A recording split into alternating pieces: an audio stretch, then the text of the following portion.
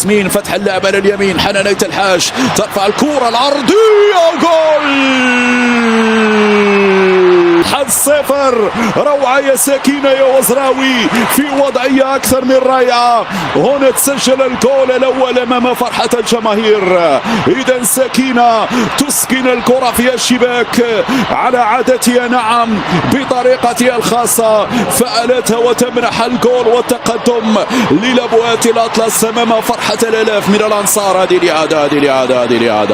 الإعادة تتقدم حنان حنونة.